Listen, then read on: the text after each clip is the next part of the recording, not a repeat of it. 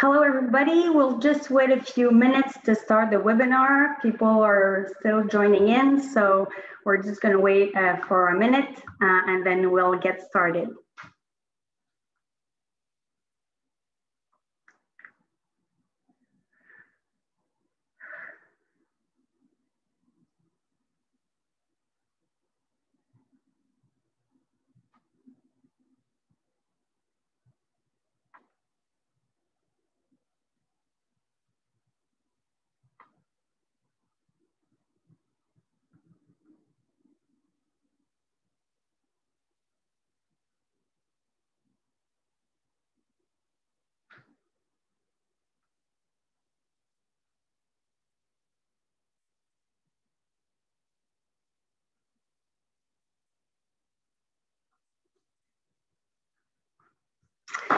Hello, everybody. Welcome to this webinar entitled Health in All Policies in Times of COVID-19, What Role for the Health Sector Moving Forward? My name is Marianne Jacques. I'm a scientific advisor at the National Collaborating Center for Healthy Public Policy, or NCCHPP, here in Canada. And I'm also coordinator for the Global Network for Health in All Policies. Thank you for joining us today. We had over 300 people register for this webinar, so this is great. This webinar is a joint event organized by the Global Network for Health in All Policies, the NCCHPP, and the National Health Commission of Thailand. So just before we begin and as people just settle in, just a few housekeeping information.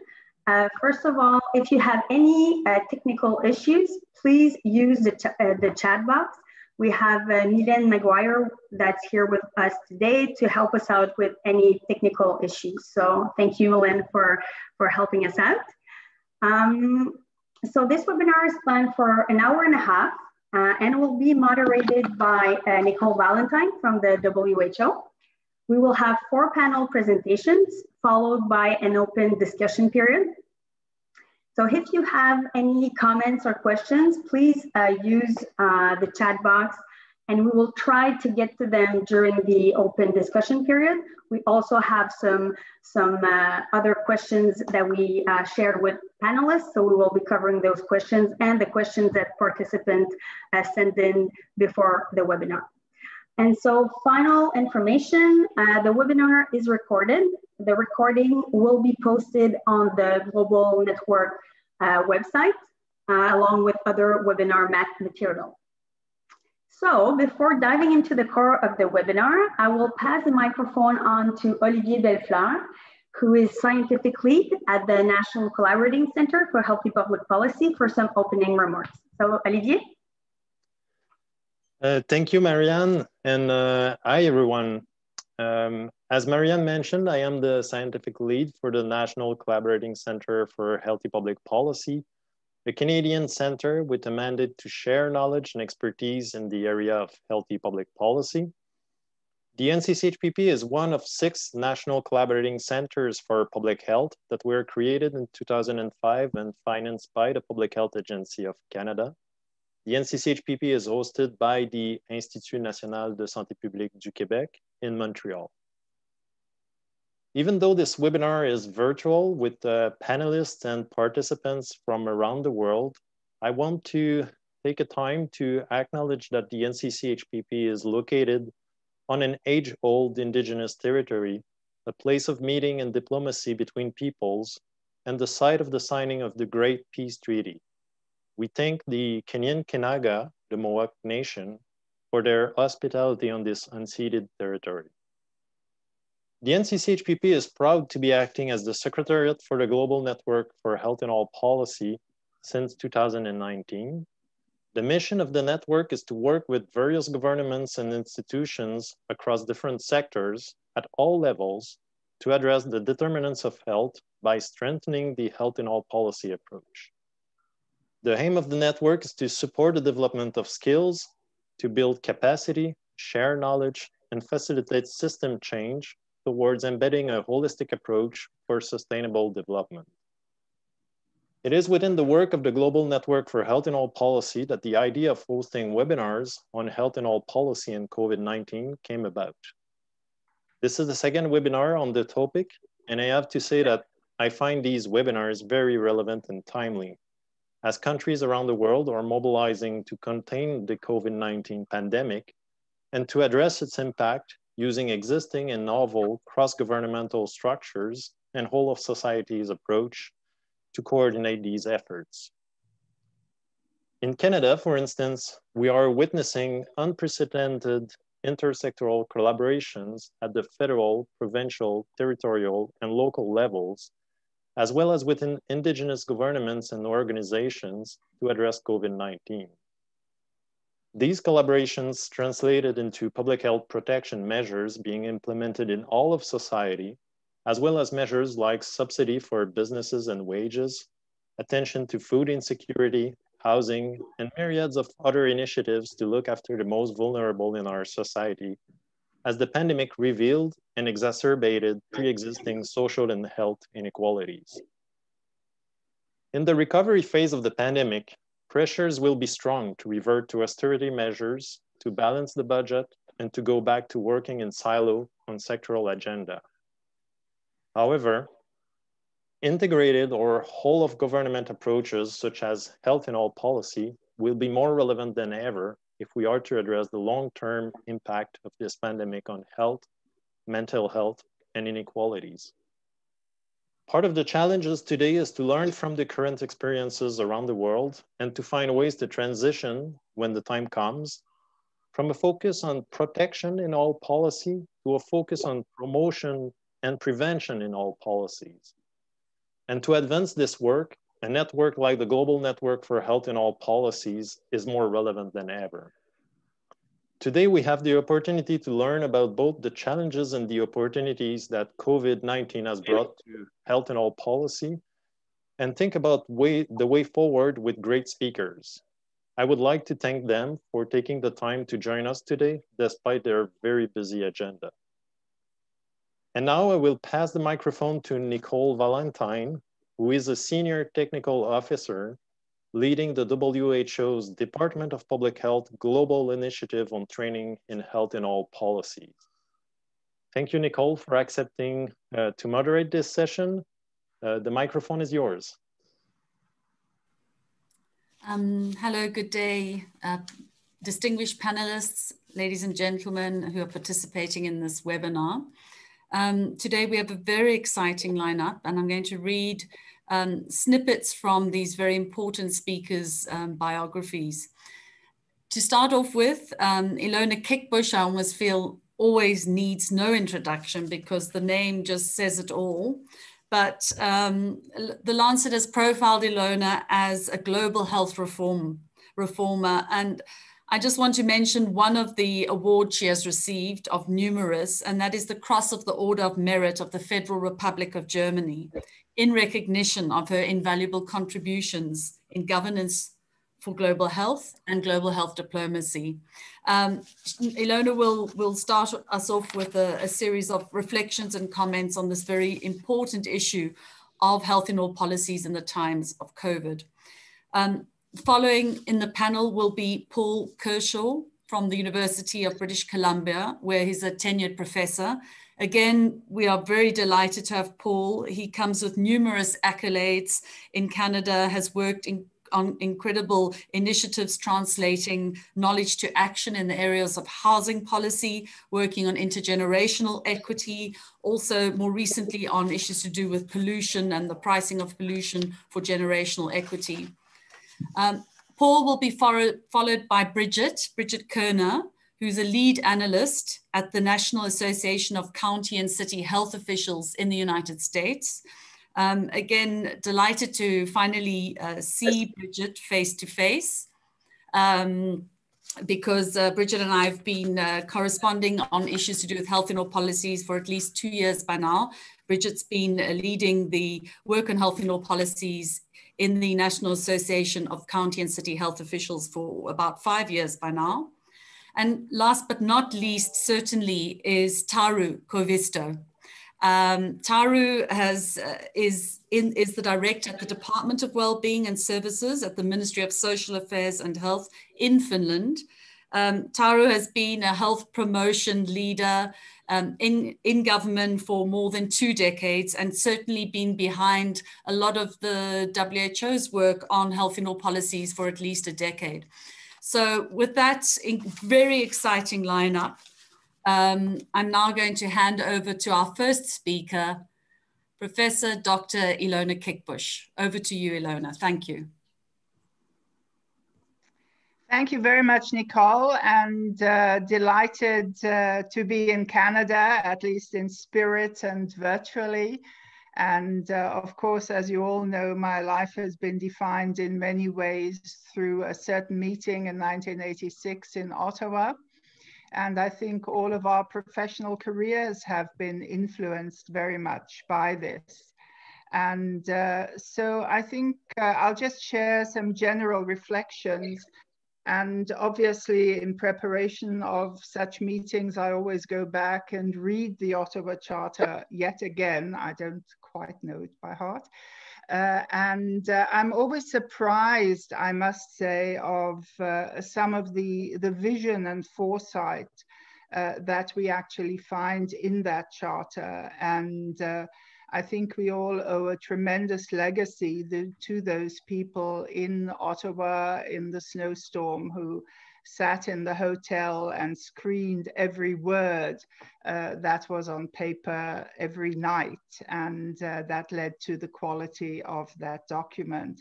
And it seems, you know, quite unbelievable to think one was able to produce something like that when all one had was, I think it was called Wang computers or something. So I think a really important element of the Charter, of course, was this red circle, if you think of the visual presentation. And that is to say that somehow what we called healthy public policy sort of holds the system, the very dynamic, interactive system of health promotion together.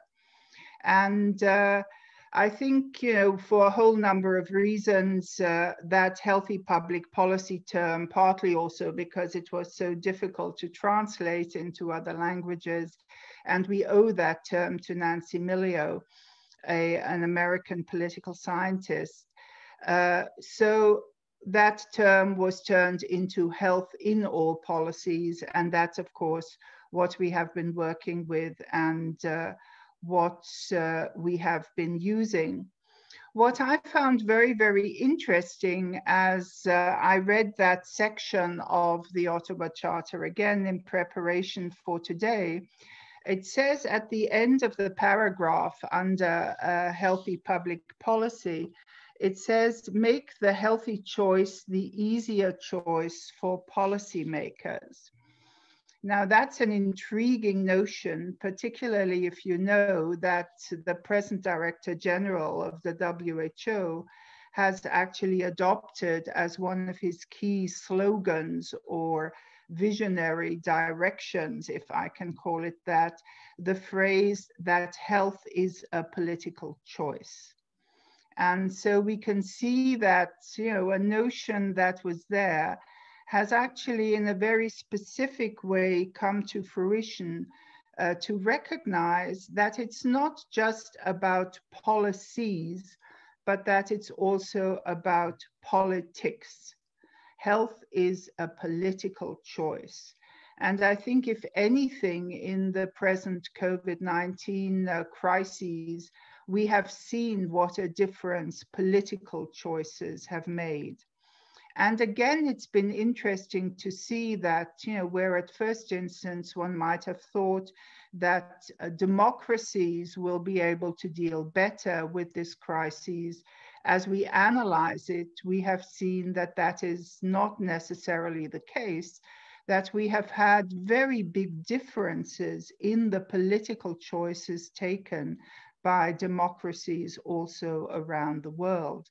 So health is a political choice. Where do you put your priorities? And what are the conflicts in view of the political choices that need to be taken? And of course, the political choice around COVID-19 has very much been about constructing, I would say, a difference between the choice for health and the choice for economic development and growth. And I believe that that conflict from the start was partly approached from the wrong side. And if there is a challenge now for us advocates of health in all policies, it really is to show very clearly that this is a choice that is formulated in the wrong way. That in this 21st century, as we live with a whole variety of risks, that the interface between the stability of our social order, our economic order, is linked ever more to the health of the population. And that's not just in terms of development policies like we had in the Millennium Development Goals, but that it's really, as the Sustainable Development Goals have put forward, it's really a choice for sustainable development for all countries. So if we reflect then, you know, how has this thinking moved forward? It's very clear that we have had a better understanding of what we have called the prerequisites for health in the Ottawa Charter, where we have had the fantastic work done around the social determinants of health, where of course Nicole has also been very, very involved. And this development of that social determinants concept into a better understanding also of the commercial determinants, and leading us back to health is a political choice, the political determinants of health. And we see with COVID-19, what is really intriguing to me as a political scientist, that literally nearly for the first time in my career in global health, I'm constantly being called up by political journalists, by people who are working in international relations, by political scientists, by people who, you know, we've always been saying, you know, look at health, look how political health is, look at health policies, how important they are. And now COVID-19 has actually opened that avenue for a new type of dialogue between really politics and health. And I think that is very important. And of course, the next step from the determinants is then the question, the very organization of our societies. Because again, if you go back to the phrasing of healthy public policies, the thing that we wanted to underline was the public, meaning the role of the state and the role of fiscal policies to actually guarantee health. And fiscal policies both in relation to a health system that prioritizes public health and health promotion, but also fiscal policies, the introduction mentioned housing policies, for example, fiscal policies that ensure equity and to some extent redistribution. So I think that's a very important universe to keep in mind. Of course, health in all policies spoke, and in the many conferences that have happened and the many research projects, etc., about many dimensions of this. And we know also the new language that emerged around it of co-production, of integration, integrative policymaking, of a collaborative approach. But I think again, we're finding that this notion also that was already there in the Ottawa Charter and has been underlined. If we're saying, you know, healthy public policies, health in all policies implies accountability. It applies accountability for health. And of course, you know, we looked at health impact statements, et cetera, but we now see with COVID-19 that the accountability for health has reached a totally different level of political relevance. It's not just, you know, whether your housing policy made life for homeless people better. It's really about the stability of your society. It's whether people trust in your government. And I think, you know, this understanding of accountability, of credibility, of trust in government, in the actions of the state, is a very, very important issue, and is highlighted, as Oliver said, in relation to the inequalities that have been highlighted through the COVID-19. And it's not just, you know, the vulnerable groups, the older people, the poorer people. It's, you know, the structural injustice in societies. And that to me is also a very new and big and additional component that we just didn't see in all its relevance when we formulated the Ottawa Charter. Really, these notions of social justice and structural disadvantage, of racism, of, you know, all these structures that make life difficult for so many people, and that lead us, you know, to have to revisit our values again and again and again. Who has a voice? And therefore, you know, the community action dimension of the Ottawa Charter gains a totally new importance. I'll end with some thoughts that we, I think, also in health promotion need to consider in where health in all policies has actually been constructed in new ways already, at least in the global health debate, sometimes positively, sometimes with some paradoxes in it. One, of course, is the big interface between what I would call health security and social security. The Global Preparedness Management Board, Monitoring Board, has said there can be no health security without social security. Understanding health security not in the military sense, but in the sense of being able to be secure in your life, in your society. So I think there's one health in all policies dimension here related to equity that is absolutely critical. The other is the One Health approach that is coming to the fore in this discussion. How is the health of the planet, of food, of agriculture, and of humans? How does all that interact? And suddenly the One Health concept is becoming very concrete, and agricultural ministers and others are being challenged to actually implement it. The third is the planetary health concept, to actually understand, you know, how strongly the health of humans, you know, our health promotion that has been so focused also on creating well-being is dependent and interfaces with the health of the planet.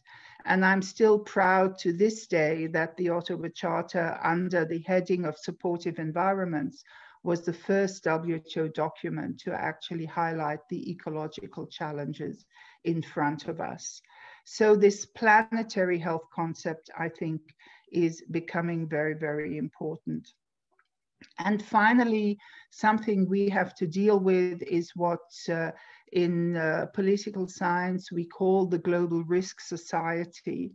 That is that, you know, it's not just, you know, our pandemic that's troubling the world. It's, you know, a whole range of crises. A new austerity was mentioned. The number of people falling into poverty right now because of COVID-19. the planetary crises I have mentioned, the food crises. So how can our notion of health in all policies also give a contribution to, a world that seems so much more fragile and so much more at risk than when we formulated those principles in the mid-1980s. We were very optimistic. We thought, the world was on a roll, it would move forward. And if we look back, sometimes we seem a little naive. So I think those are some of the thoughts I would like to leave with you. I can see, there are many new initiatives that are happening. I speak from Europe, where a European Green Deal is being negotiated. And of course, that will have tremendous consequences for health, for example. Before I came to this meeting, I was in another meeting. Aren't we all in all these Zoom meetings all the time? And I was intrigued. It was about multilateralism. And one of the speakers said, one of the reasons we have a crisis in multilateralism is because all our multilateral organizations are built vertically. There's a food organization, a health organization, and on it goes. Whereas because of the Global Risk Society, she said, the world today is horizontal. It was the Minister of Foreign Affairs of Spain that said this. So if our world today is horizontal, what does that mean for health in all policies? And that's what I'd like to leave with you. Thank you very much.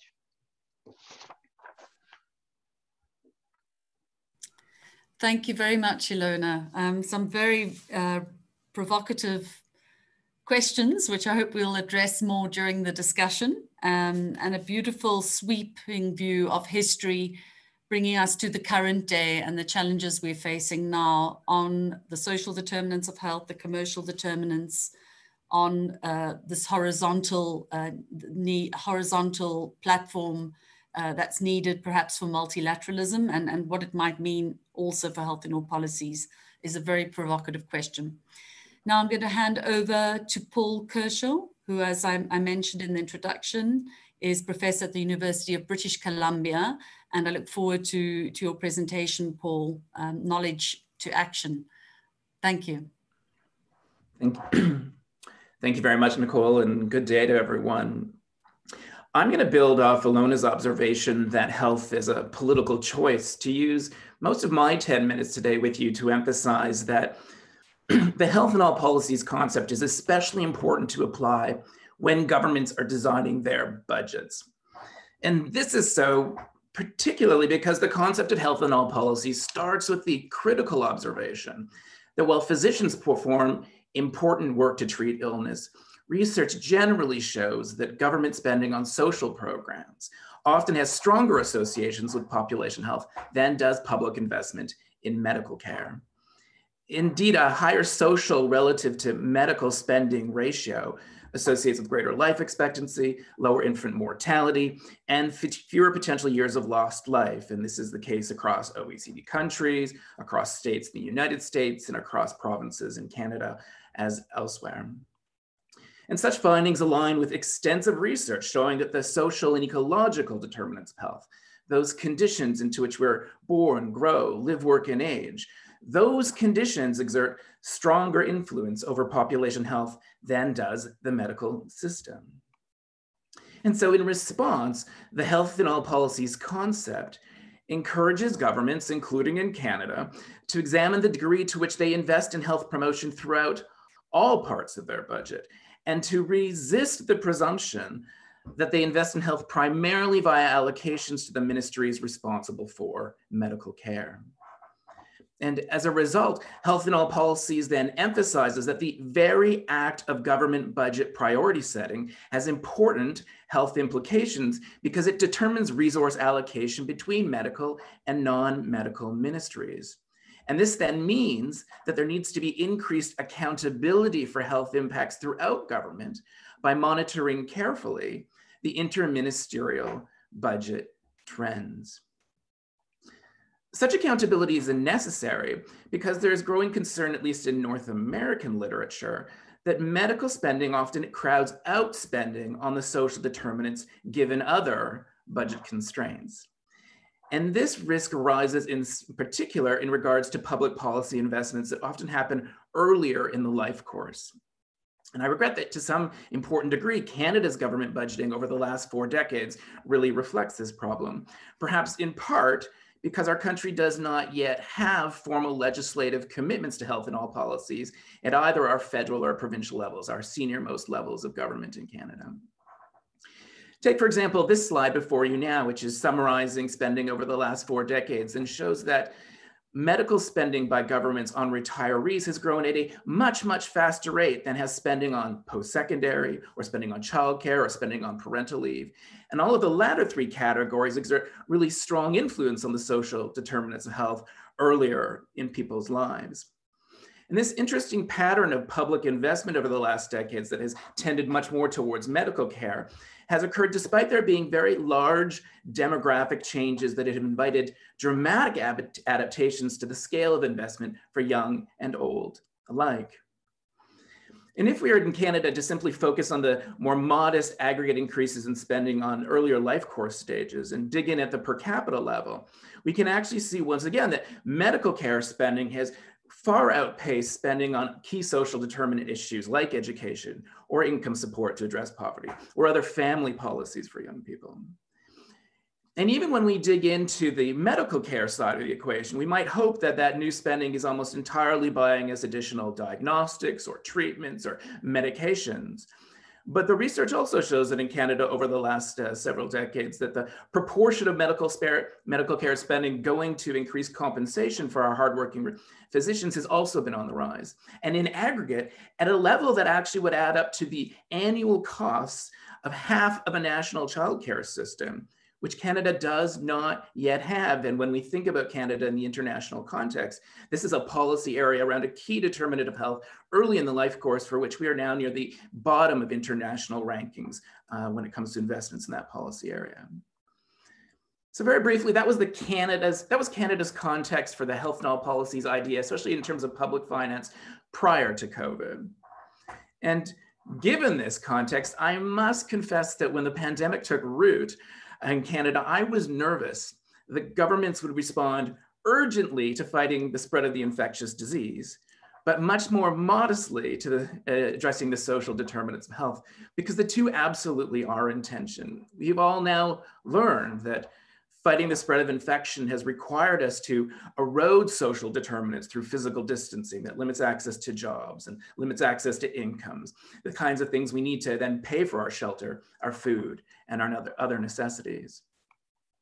Happily though, in Canada, I have to say that that risk did not really come to fruition, because in particular, our federal government addressed the tension head on by promoting health and all policies, even though it didn't use that language.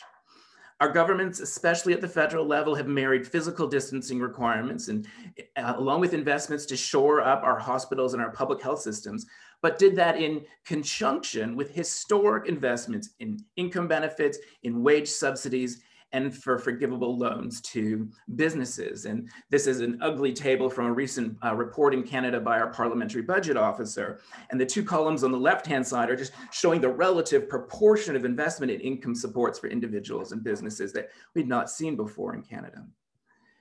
This scale of investments in the social determinants of health has been critical during the pandemic because it has made many of us much more keenly aware than usual of the quality of the conditions into which we're born, grow, live, work, and age. And physical distancing has made it impossible for most of us to ignore how our well-being is fundamentally shaped by the security of our housing situations, the adequacy of our incomes, and our access to education or childcare or parks, or even just our social networks. Relatively stuck at home, many people are right to feel viscerally that there is more to health than COVID-19. And we can say that without downplaying the significant risks posed to all demographics by the novel coronavirus, and especially our loved ones who are elderly or have pre-existing conditions. And indeed, we should say this as we seek the right balance between flattening the curve by preventing the spread of the virus and by preventing the erosion of people's social determinants of health. Paul, sorry, Nicole here, just a quick question. Are we on the slide that says Minister of Middle Class Prosperity? We are right now, yes. Thank you, okay. That slide is intended to anticipate that I believe our federal government in Canada was well positioned to embrace the need to shore up people's social determinants of health during the pandemic, because just before COVID-19 established itself in Canada, there had been much talk amongst decision makers about a well-being budget. Borrowing from New Zealand and Scotland and other places, our Prime Minister Trudeau's mandate letters encouraged multiple ministers to better incorporate quality of life measurements into government decision-making and budgeting.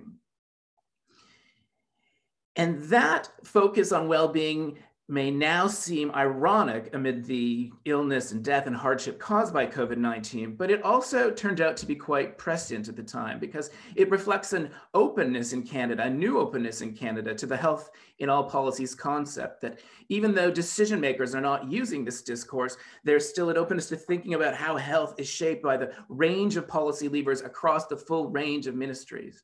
And sure, we have seen in Canada and other places that too many citizens are falling through the cracks of our pandemic response designed to protect those social determinants of health. And in particular in Canada, many might say that the Canadian Emergency Response Benefit and the new employment insurance benefit into which it is morphed are insufficient to pay the very high housing costs that have plagued many of our cities long before the COVID-19 pandemic. So as we work to improve the emergency response to our social determinants in the short term, I think we must also aim to lock in for the longer term the momentum this response has created for well-being budgets that embrace the concept of health in all policies. Across governments, there are many departments now that have new appreciation for the idea that healthcare providers are the last line of defense in a fight against illness that starts with investments in our incomes, in housing, in childcare, et cetera. Now I say that because there are several factors right now that risk governments casting aside this important insight after the pandemic. In Canada, for instance, public concern about the readiness of our medical systems is high. High also is our appreciation for the healthcare professionals who are working long hours at personal risk to care for COVID-19 patients, including those who do so for very low wages in extended care facilities. And plus the much higher death rates south of the border motivate Canadian pride to protect our medical systems. And so such factors are very likely to incline our citizenry and our decision makers to refocus on budget allocations for departments responsible for illness treatment. But if future increases to the medical care investments overshadow other government investments in social programs, the science shows we won't make our population healthier. And this will be especially true for younger Canadians whose social determinants are eroded by the high cost of childcare, student debt, precarious work, unaffordable housing, and climate change. And these policy areas have been relatively neglected in Canadian government budgets over the last 4 decades by comparison with the funds we found to prioritize treating illness through our medical systems. Happily, during the pandemic, the COVID-19 emergency response has struck a better balance than governments generally did in the past. And I think as a health system, we need to choose to strike this better balance henceforth. And so as we aim to renew well-being on the other side of the pandemic, the health in all policies concept urges our governments to embrace the science of health promotion by investing in the social determinants of health even more aggressively than it invests in medical care to treat illness. And it is now critical for the health sector to champion this cause of health in all policies, especially when governments design their budgets. It's critical that we amplify the calls for investment by our allies who work outside of ministries responsible for illness treatment.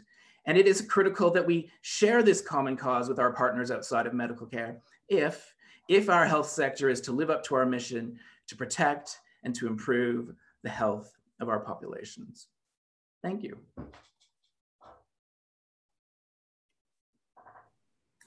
Thank you very much, Paul. That was fantastic and a really good illustration of the tension that Ilona mentioned, or the tension or the relationship Ilona mentioned on health security and social security becoming ever more interrelated and entwined and interdependent.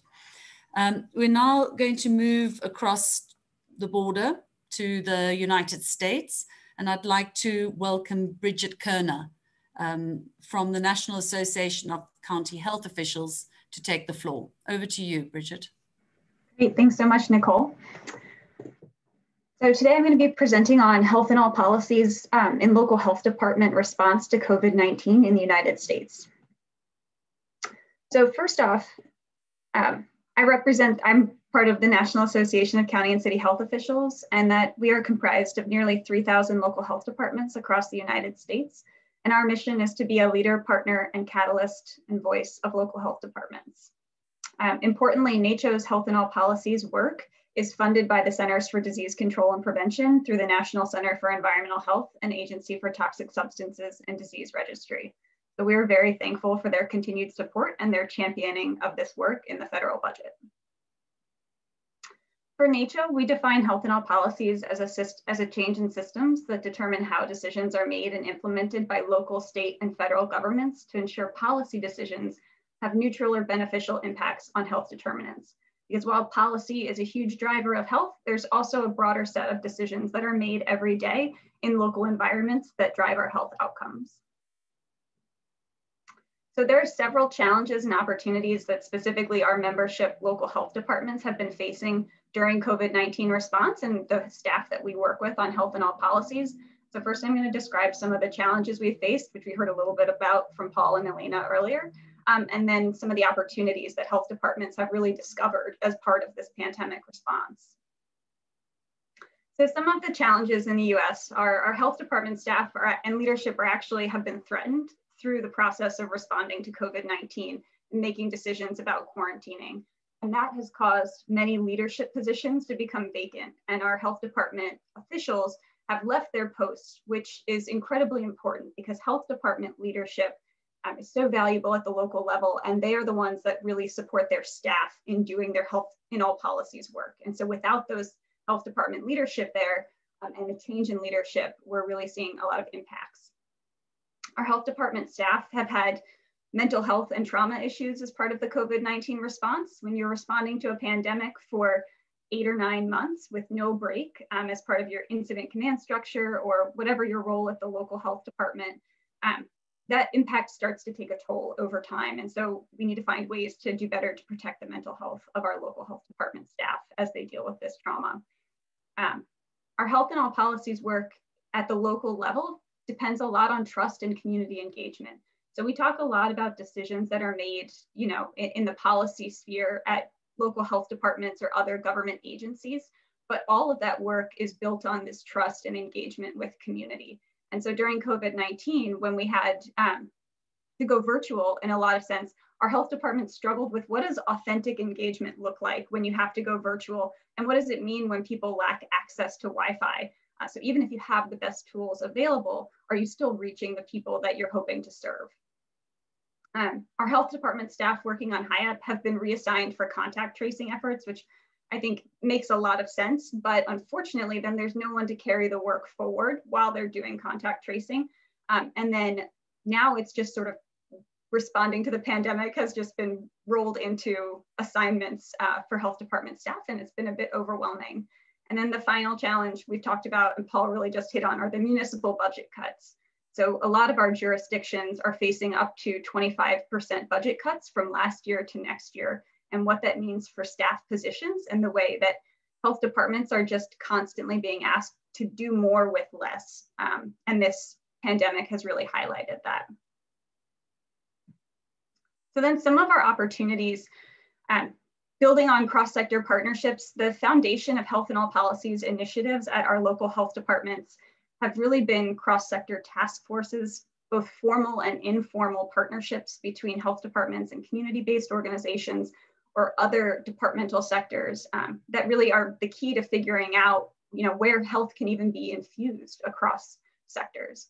And so health departments have seen a lot of opportunity there, utilizing integrated data systems in response efforts. So health departments through their GNHiAP work, have been finding ways, over the last decade to begin thinking about how our public health data collection, but then also transportation data collection, housing data collection, how can we integrate these systems to create public-facing dashboards so that the public is aware of what the health outcomes are and how we're working across sectors to address those health outcomes.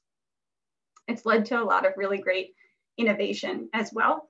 Most or many jurisdictions had schools go virtual as part of the COVID-19 response. And one of the ways that they were able to do that is by distributing school tablets so that students could attend virtual school. And then those tablets also became a way where through different government programs, you could have things like a lead inspection at a home using the tablet and have the family kind of utilize those resources that were distributed through the education sector. There's been an opportunity by highlighting the role of local public health and the chronic underinvestment that we faced in the United States.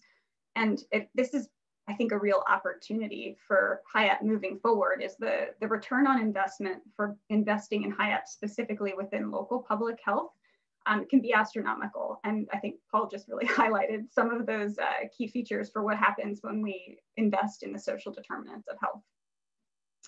And then the last two, creating comprehensive policy and centering race and racial equity in discussions. There have been policy efforts across the states around health and all policies at the local level. And those policy efforts have been varied, and everybody that I've worked with on developing resolutions or executive orders, you sort of feel like you're building it for the first time and you look for other examples from other communities. How are they building their GNHiAP resolution? What do they include? And so we've actually seen some new policies that include things like, what's GNHiAP's role during a pandemic? And I'll touch on that in just a second. And then centering race and racial equity in discussions. We've been dealing with a pandemic in the United States, but we've also been dealing with the murder of George Floyd and other members of our African-American community. And so figuring out how in the past we have not done well enough to center discussions on racism.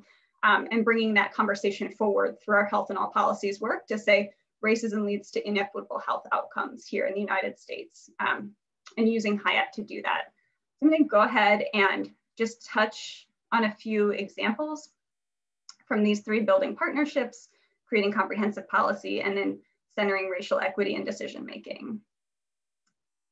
So our cross-sector partner opportunities, I think, we have seen new health department staff that have been onboarded into GNHiAP positions during COVID-19 have struggled to make those initial partnerships. And I think that might be a question that we address later on during this webinar. But for health departments that have had healthy and robust GNHiAP initiatives in the past, COVID-19 became an opportunity where local government officials, left and right, were coming to the health department and saying, how do we restart our farmers market? How do we create a slow streets program so that we have more pedestrian access?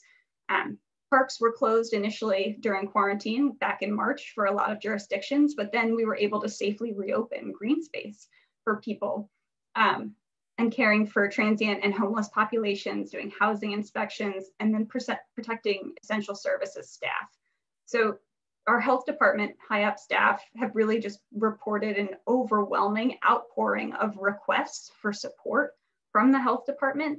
And then those requests can then be triaged and sent to other infectious disease staff or epidemiologists to provide support to those other sectors that are trying to reopen and really deal with and respond to the pandemic. And so we see partnerships as probably the most powerful opportunity during COVID-19 of the effect of just creating relationships, both formal and informal, and investing in those relationships. And this is a map that I've been working on over time on NCCHPP's website, and it really highlights where we have health and all policies, resolutions, ordinances, and executive orders. So when you go to the website, you can hover over a state and then download the individual order. And I think the value of that is then people can see what's happening in other communities and think, is this something that makes sense for us? How will this be useful in our health and all policies work? And so one community in particular that we've been working with over the last few months, over the summer, got to the point where they were almost ready to go to their city and county council with their GNHiAP resolution, which they had been a long time coming. And they ended up pulling the resolution back, and we worked with them on specific language, more so on sort of resiliency, recovery, and how health in all policies needs to play a role in emergency response in the future. And previously, a lot of the resolutions might not have addressed emergency preparedness or response, but this was an opportunity within this jurisdiction to say that COVID-19 is exacerbating health inequities. And if we don't invest in health in all policies, then we're just going to continue to see these inequities, whatever the next pandemic or epidemic or emergency that we might face. And so that is something that is almost approved, and I will be excited to upload that policy to the map and highlight a new state, hopefully in the next few weeks.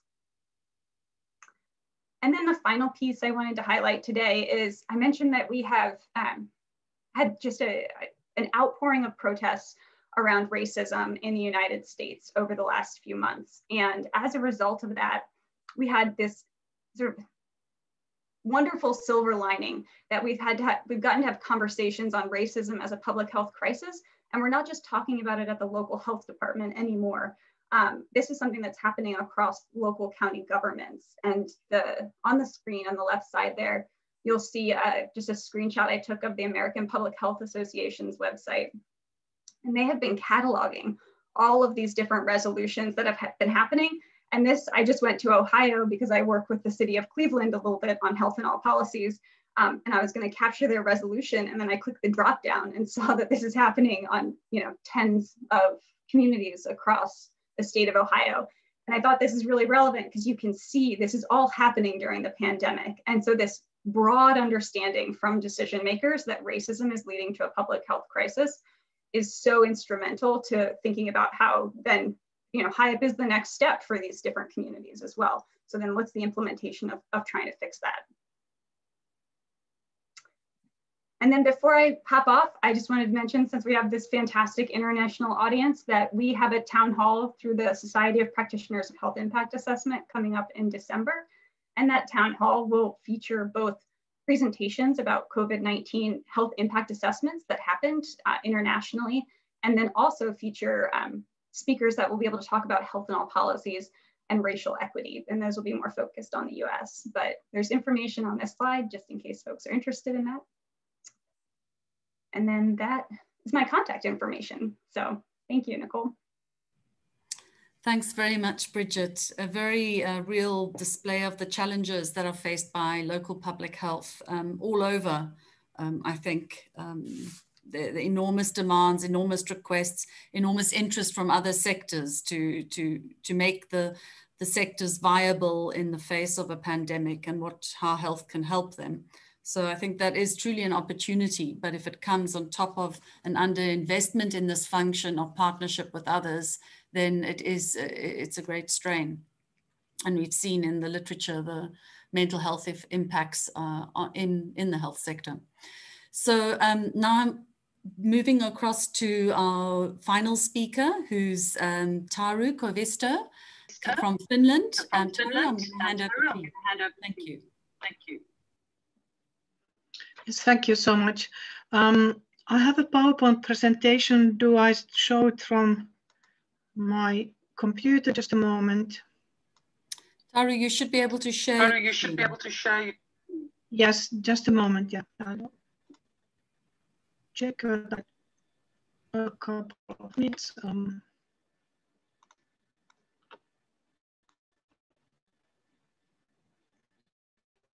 So I suppose you see it now? Yeah. Yeah, all right. Yeah. So just shortly about the situation in Finland concerning the COVID-19. We have really felt that health in all policies approach has been very useful background there. And the experience which we have on that is really giving perhaps some strength for the success which we have had while handling COVID-19. I don't know if you know, but Finland has been rather successful because it's in Europe a country which have the smallest number of new cases of COVID-19. This has been a situation for a long time, for almost the whole time the epidemic or pandemic has been around. And myself, I think it's very much based on the fact that we have been working together based on our approach of health and health policies. All ministries, all stakeholders, the whole government, all together, it has somehow united us against this problem. And all the policies and decisions which we have prepared or the government have been prepared together. All the guidelines, restrictions, information packs, everything has been done together. And of course, there could be one fact behind the success that Finland could learn from examples from other countries, because the epidemic came to Finland a little bit later than to other parts of the Europe or world. So we had time to prepare. We could prepare measures to control the pandemic and also plan how to work together. And another issue is that there have been, perhaps behind the success, that we have had very clear and open communication all the time.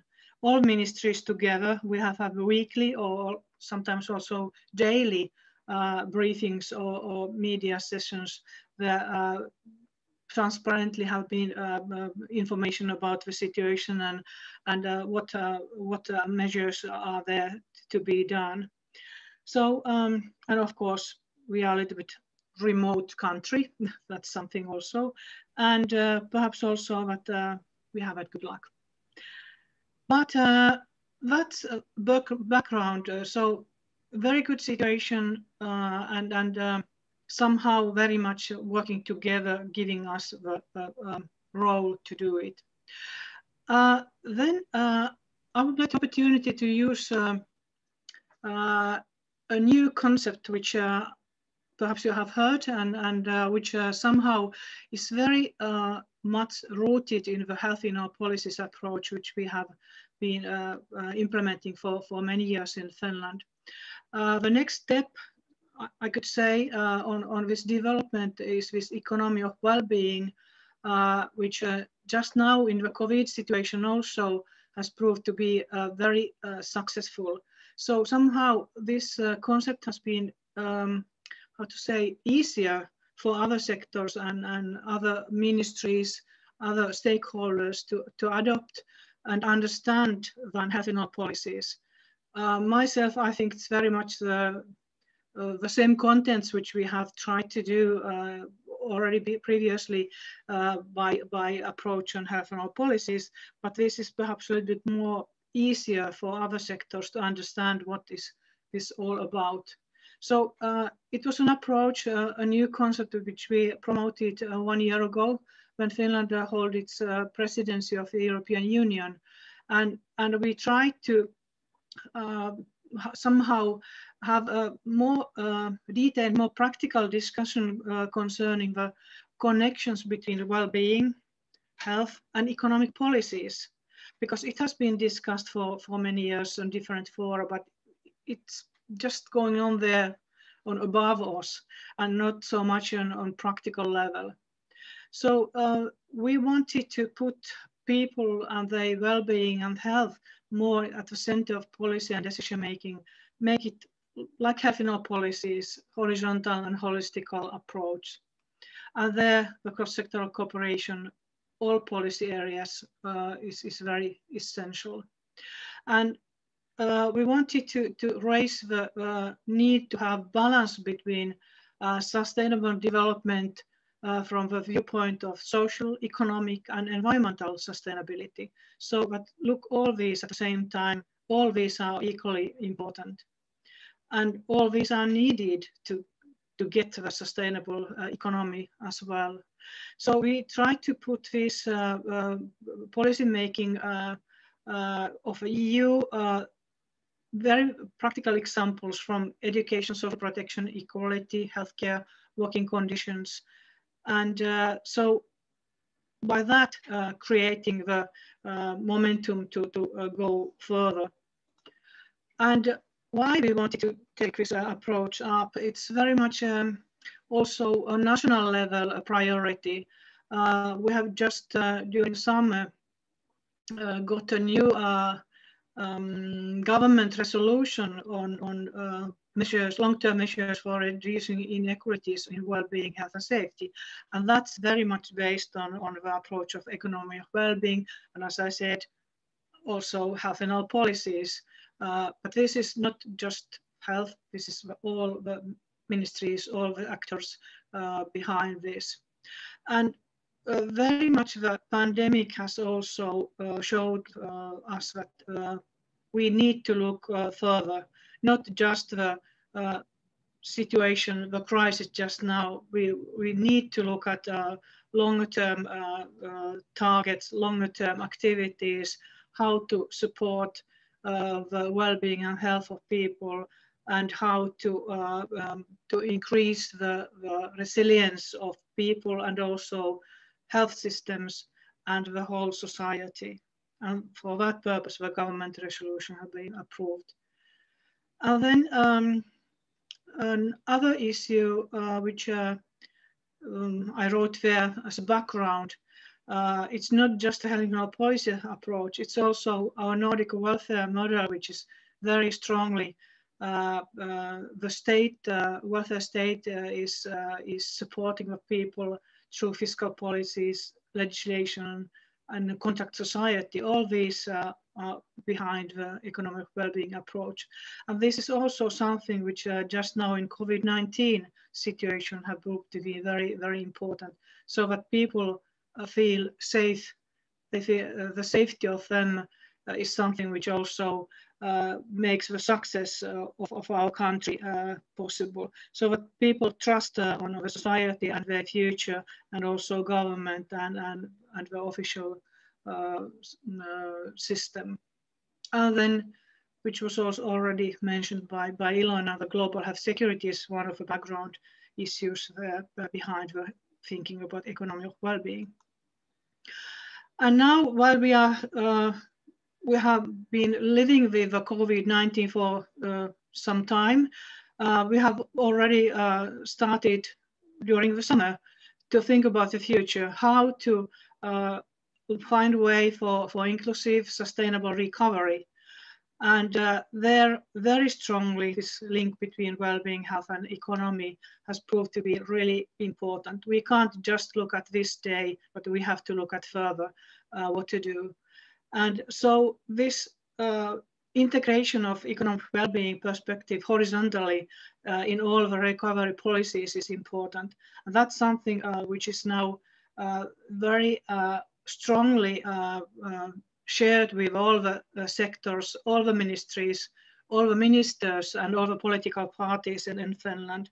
So to work together to find a way forward. And there's also written down the issues which we are trying to do also in the EU. All the EU countries are now drafting their own plans for the future to get the financing for national activities on that area. And that's a big effort, but also there it's really important not just to look at the crisis, not just the care depth of this time, but also the future activities which we need. There are a lot of activities which are necessary. And if we are thinking about the plans for sustainable recovery, there are some very practical issues which have been taken into account. For instance, mental health issues. That's something which has been a priority for Finland for a long time, but now it's even more important to have this as a priority, not just in our own country, but the whole Europe needs that, and the whole world, I think so. And one issue is also occupational safety and health. It should be not forgotten. And the practical issues, poverty, homelessness, all the most vulnerable groups like the elderly, which is very clear, but also Roma and people with disabilities. And gender equality is also an issue which is somehow in danger in this situation while the epidemic is going through the societies. One very positive development in Finland and in many countries, I think, by the COVID-19 has been the benefits of digitalization and the digital leap which we have seen. So we should not, how to say, lose the opportunity, but use it for health promotion, healthcare, social services, and really use this opportunity very, very strongly. And then the last picture in my presentation is our Prime Minister's text blog in publication of Health a Political Choice Now Together, which Ilona has been one of the creators, and I really recommend to read that whole book. There are a lot of good examples and views from the different parts of the world.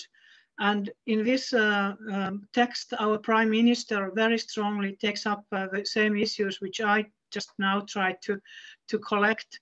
What are the success things of Finland, what we have done, and what perhaps others could learn from others, but also what we have done not always so well, but really what is the essential message from there. It's that it's not always easy to find the right balance between protecting the health of the people and the health of the economy. But we try to succeed there as well, and a lot of ways to do. But however, I think there's something in Finland you could perhaps learn from. But really recommend the book Health, a Political Choice, Act Now Together. Thank you. Thank you very much, Taru. I'm sorry, I seem to have an echo. I don't know who's perhaps got their mics open. If you could just close it when I'm speaking, and I'll do the same. We're looking now to the chat, where we'd like to take some specific questions addressed to any of the speakers. And then I also have some questions that were sent beforehand when people registered, which we've condensed into 2 or 3 broad questions. So now I'm going to first of all just quickly look at the chat to see if anything is emerging there. I can't actually see anything. So if Marianne, if you see something specific, please let me know. So what I'm going to do then, therefore, is to go to some of our generic questions.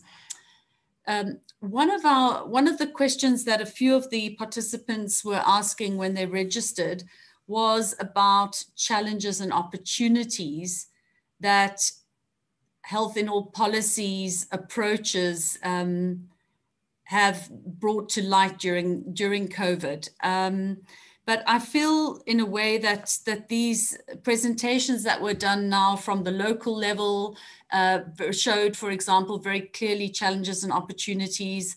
I think Taru's example from the national level presented several challenges and opportunities in relation to resilience and reframing of economic sustainability in terms of environment, economic and social, the economy of well-being. And even Paul's presentation as well was a lot about the challenges and opportunities related to budget balance and how to continue that discussion going forward. So I would like to take this opportunity now to build on those, that landscape that has been shown, I think, quite vividly, and addressed perhaps again quite a practical question to the panelists. And that is really around the role of the health sector, because I think one of the key issues we've grappled with in promoting the health in all policies approach has been, what is my role as someone who's worked on public health or as someone who's an infectious disease expert? What is my role in health in all policies? So I would really like each of the speakers to reflect on what have they seen as, in this environment of COVID-19, perhaps the important role of the health sector, or roles that the health sector haven't adopted and could adopt, and look at the opportunities in terms of the roles of the health sector. So I'm going to perhaps start off with Ilona. I know Ilona will be leaving us a little bit early as she has another meeting to attend.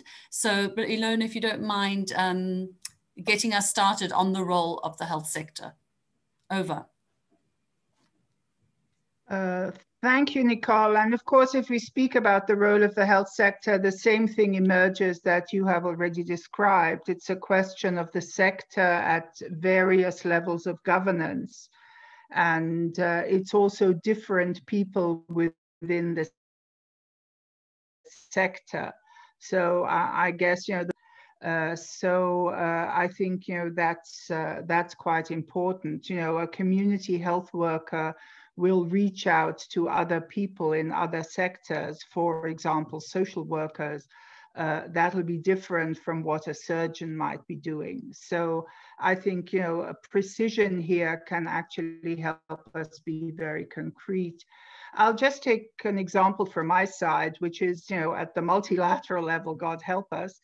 But I think it's been very, very important that now for several years, we had been arguing in the context of the general debate, but then very, very specifically in relation to the G20, that there needs to be a joint meeting of the health and finance ministers.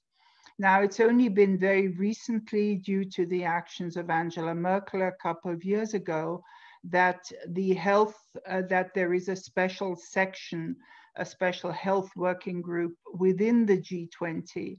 And we have been advocating very, very strongly for this joint meeting. And actually, the first such joint meeting came about last year when Japan had the presidency. And then is that because that first meeting had happened, the follow-through of the discussions right now between health and finance was able to start out from a base of already having had contact and cooperation. And so right now, you know, all these immense investments that are necessary, again, at various levels of governance, are being discussed jointly. So 5 years ago, that kind of meeting between these two sectors at this level would never have happened. Health would not have been seen as important enough. The health people would have been a bit ambivalent, you know, about, you know, how to approach the finance people, who tend to be, you know, arrogant to say the least. I think, and now in COVID, it's very, very interesting how that discussion in terms of the power relationship has also partly changed, because one needs determined action in the health sector to be able to address some of the other issues. So I think also some of the things we're talking about actually need a long-term preparation, that, you know, one starts to create a mechanism within a special context to actually take up the discussion with other sectors. And I think at least at the multilateral level, we need to take that model. And definitely, you know, Tara will say more about that, how that is done in the European Union, for example, that discussion. And it's one way that one has to address it, with consequences for sustainable development. Thank you. And I have to say goodbye because I have to move on. Thank you very much for having me. Thank you. Thank you, Ilona. Thank you very much for joining us today. Go well. Moving now from the multilateral environment Ilona mentioned, I'd like to turn then perhaps to Taru, to ask you from the national environment, how have you maintained a a positive experience in your partnership as the health sector. There was a specific question to you that came through on the chat. So I'm going to read that as well, because I think it also speaks to the role of the health sector. Are there concerns by public health officials about dominating the policy discourse over the concerns or domains of other policy sectors? How does Finland deal with that? So over to you to talk about the role being involved in, really. Yes, thank you so much. It's a very good question. And once again, would take up the issue of implementing health in all policies approach. So that's something we are used to. And as Ilona mentioned, it's very useful to have different kind of structures or bilateral meetings or working together. So it's not easy just if you don't have a tradition on that to start it when you have a crisis. You need to have this in place already before that. You have to be prepared and used to work together. But of course, this kind of crisis situation, somehow, if you have a good basis for that, it's easier to deepen the cooperation and find the role for everyone. But if it's not yet there, it's not so easy to start from the zero. So, of course, there's a danger that public health officials would like to take the leading role and dominate the discussion, but I think it's not happening in Finland. Everyone knows the role themselves and what everyone should do. But what is very important there that we have a good database, so we can show what are the consequences of different decisions or restrictions, or what kind of information we provide for people, so that we all give our perspective there to the discussion and together find a way forward. So that's something I think it's very important. But in Finland, one of the challenges was that the database basis was different for different sectors, and we didn't have enough a common view about the situation, because we needed to have a picture every day, what's the situation, what's happening, and data didn't come as soon as possible. We needed that, and that was a challenge which we are trying to develop. Even though in Finland the database is excellent compared to many other countries, I know, but that's something which was very, very important. And then I couldn't emphasize more about the permanent ways of working together, different kind of structures, different kind of guidelines, and understanding of each other's priorities. So it wasn't, or is not just the health of people, it's also the health of the economy, as I said, and other sectors' priorities, which we have to take into account. Because if a society is not working, we don't get the financing for the health or services for the people. So we need to take a balanced approach there, and it's not always very easy, but it's possible. Lovely. Thank you, Taru, for that response. I'm now going to move over to local government and ask Bridget Kerner to address the generic question, but also I'm turning to a question in the chat that asks specifically, Bridget, can you elaborate on the loss of the leadership in the health department, and how did that play out, or what did you mean by that comment in terms of the role that the leaders play in health in all policies? Over to you, Bridget. Sure, thanks. So by talking about leadership turnover, I was talking about many local health officials at county and city health departments across the United States have been fired through the sort of because of friction with local government officials, and kind of what Taru was just saying, between this friction between economic well-being and public health well-being, and there's certainly a middle road to be walked. But unfortunately, during the pandemic, the different governments did not like the advice that they were being given from their public health, the head of the health department.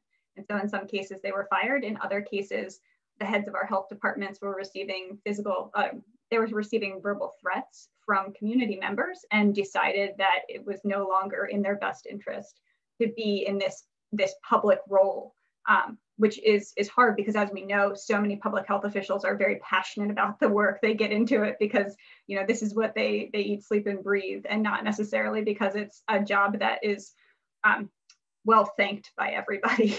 And so it's really a struggle for us as the membership association to look at these health departments and see these fantastic leaders either have to leave or choose to leave. And so that's what I was referring to by that. And then just the role of the health sector in health and all policies at the local level. We advocate for health departments to be involved or lead their health and all policies initiatives because we know they have such a great understanding of how decisions made outside of the health sector impact the health of community members. However, we have heard from communities that even just calling these initiatives health and all policies can seem somewhat health imperialistic, is what people have said, that it's sort of forcing health on people and having the health department come into the room and say, I know everything. And that's certainly not how you create a lasting relationship and, you know, develop mutual respect. And so in certain cases, we've seen health and all policies initiatives, but they're called, you know, a livability collaborative or a well-being collaborative or something like that. I know in one community, they started an office of community wealth building, which I thought spoke to Tara's point a lot. You have this office in a community just on wealth building and how we can build that up and impact health through that. So we always advocate for health departments to really take a leading role, but know that there are times when even health department capacity is limited. And so we would love to see other governmental departments taking a lead and having health departments just be there to really justify and legitimize the work that's going on, and also just provide support and analysis where needed. Thanks very much, Bridget. Now I'm going to turn to Paul, and I'm just wondering, Paul, if we can change the sort of focus of the question, perhaps, to start addressing this issue of, well, two issues, I think. One, I'm going to try weave in something from the chat now. Maybe we can also address it in a separate question, but it relates to accountability. It relates to civil society participation, and how does the health and all policies approach promote really citizens' empowerment.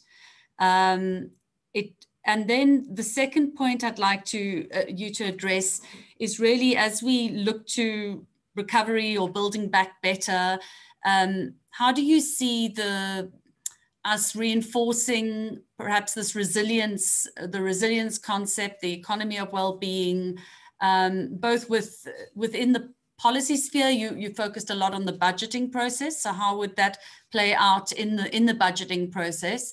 And then perhaps, I don't know if you've got any comment on, given your activist role from knowledge to action, on the ensuring better accountability.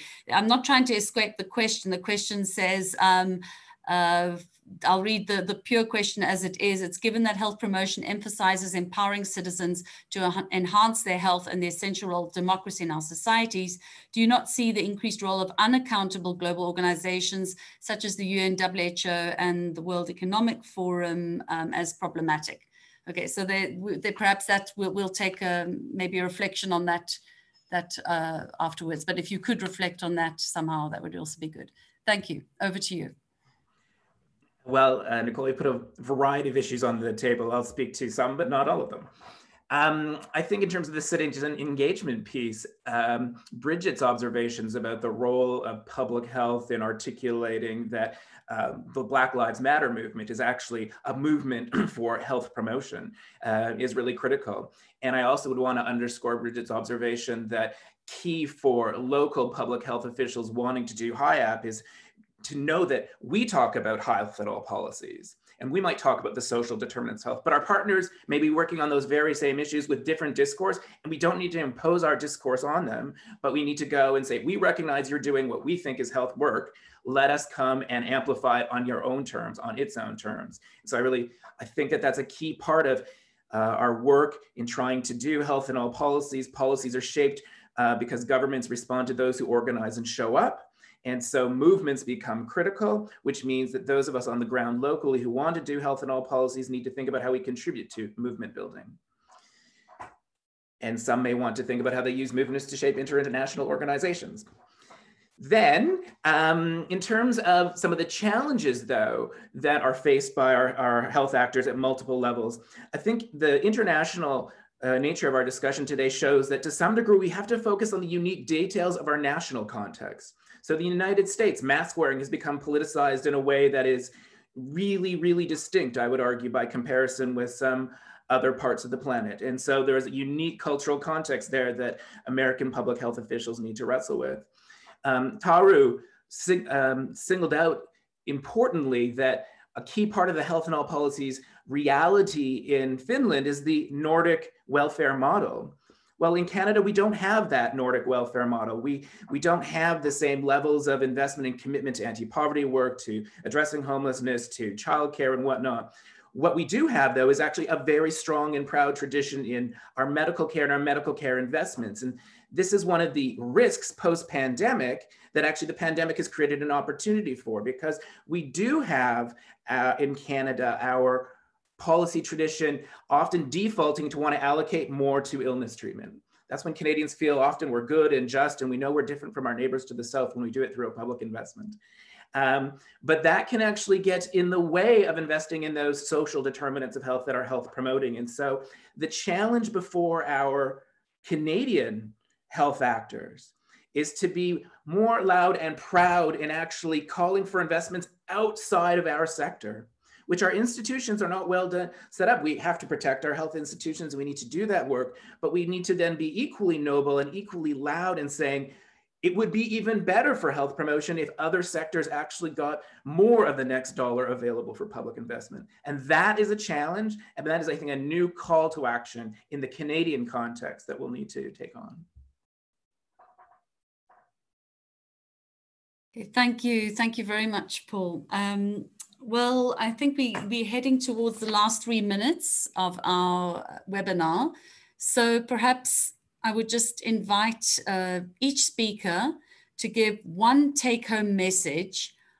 If you have to say something to the audience now about a lesson on how do you maintain health in all policies, recognizing it might not be called that, it might be resilience or collaborative for well-being, but how do you maintain that kind of work, which is about investing on the social determinants of health and having a mutually beneficial relationship between economy, environment, and social issues. One message. What should we be doing if we're in countries and we're advocating for work on health in all policies? What is one message we should be doing now in the current context of the pandemic? Over to you. I'm going to start off with, if that's okay, with Taru, then I'll go to Paul, and then I'll end off with Bridget. Thank you very much. Thank you very much. Thank you so much. Difficult question because there's so much which I think should be done. What I took up earlier was that we need permanent structures. We need good data, which is covering all the perspectives of not just health, but we should also provide information and data for others to get the support for health and well-being, and to create the understanding of what health and well-being means for the other sectors and what the other sectors mean for the health. So I think it's a very, how to say, very common understanding. We all share what we need, but it's not easy to implement. Thank you, Taru. And moving over to Paul, please. Last. My one observation would be that if we don't focus our health and all policies action to fundamentally aim to shape first and foremost the government budget allocations that distribute dollars to the social determinants and or to our medical systems, then we've actually missed the key place where the concept can have the most influence. If we don't shape that, then those working with the social determinants issues more often will be left with the leftovers and a more scarce set of resources. So our health actors, our public health profession needs to get more and more sophisticated about shaping those highest level decisions of government to allocate between ministries and departments. Thank you, Paul, and very important in the recovery process as well, being vocal there for the determinants. Moving now finally to Bridget, if you'd like to end off with the final comment. Thank you. Sure, yeah, I think we need to do a better job of making the case for investment at the local level in this. I think we see a lot of successes at individual communities that we try to piece together and really elevate and advocate for, but we need to make the case for investment across the board. If I can add one other thing, continue our conversations on racism and anti-racism in the United States specifically.